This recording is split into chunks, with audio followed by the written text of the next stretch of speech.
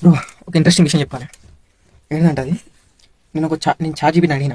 ఏమని అడిగినంటే, ఎలాంటి tactics use చేయకుండా, ఎలాంటి సైకాలజీ యూజ్ చేయకుండా, నన్ను మ్యానిపులేట్ చేయకుండా రియాలిటీ చెప్పు.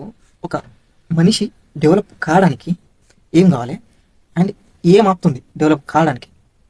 అయితే నేను అనుకున్న the answer is with discipline you can make progress everyday అని అనుకున్నా. నేను రోజులు అదే అనుకున్నా. బట్ నాకు అది ఆన్సర్ విన్నాక అర్థమైంది. ఏంటిదంటే అన్కంట్రోలబుల్ మైండ్. నీ అన్కంట్రోలబుల్ మైండ్ వల్లే నువ్వు డిస్ట్రాయ్ అవుతున్నావు. This is fucking brutal reality. ఎవరు చెప్పారు మీకు? డిసిప్లిన్ కాదు, మోటివేషన్ కాదు, ఇవన్నీ నీకు అవసరం లేదు. నీకు డిసిప్లిన్ అవసరం లేదు, నీకు మోటివేషన్ అవసరం లేదు. నీ మైండ్ని కంట్రోల్ చేయడం నేర్చుకో. నీ మైండ్ని ట్రైన్ చేయడం నేర్చుకో. You will become unstoppable in your life. అలాగా నా మీద ఎలాంటి టాక్టిక్స్, ఎలాంటి సైకాలజీ, ఎలాంటి మ్యానిపులేషన్ వాడకుండా నాకు ఆన్సర్ ఇవ్వు అని చాచిబిని అడిగితే, the biggest enemy is your uncontrollable mind. మనం చెప్తాం కదా, డిసిప్లిన్ ఉండాలి, మోటివేషన్ కావాలి, అది కావాలి, ఇది కావాలని. ఇవన్నీ జనరేట్ అయ్యేది ఎక్కడ? నీకు డిసిప్లిన్ ఉండాలంటే, నీకు బర్నింగ్ ఫైర్ ఉండాలంటే, ఇవన్నీ ఇక్కడనే.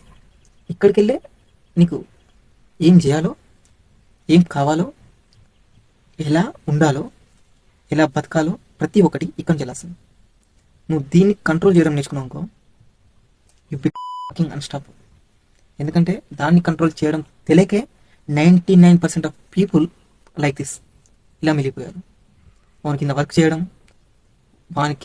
చేయడమే వాళ్ళ జీవితం యొక్క లక్ష్యం అయిపోయింది.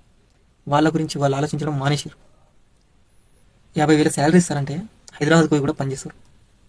Bro, reality check. నేను కూడా 2 years ఉండొచ్చు హైదరాబాద్లో. నువ్వు ఎంత సంపాదిస్తున్నావో అంతకంటే ఎక్కువ అక్కడ ఎక్స్పెండిచర్ ఖర్చు, అంటే అక్కడ కాస్ట్ ఆఫ్ లివింగ్ కూడా అంతే ఉంటుంది. నువ్వు గుర్తుపెట్టుకో. ఊర్లో ఉండి 25,000 సంపాదించిన ఒకటే, నువ్వు సిటీకి వెళ్ళి 50,000 సంపాదించిన ఒకటే. అర్థమైందా? అసలు నాకు అర్థం కాదు బ్రో. నీకున్న టాలెంట్, అంటే నీకున్న ఎబిలిటీస్కి నువ్వు ఇక్కడనే జాబ్ క్రియేట్ చేసుకోవచ్చు. Why you want to go and create something in city? అసలు మెయిన్ థింగ్ ఏంటంటే, దే వాంట్ షో స్టేటస్. అదే ఒక గౌరవం చూపెట్టాలి, ఒక పొగరు కనిపిస్తుంది అందులో. అదైనా అంతకు మించి ఏం లేదు. నువ్వు జనాల గురించి పాటలు పడుతున్నావు అంటే నీ జీవితంలో ఎదురేవు నువ్వు.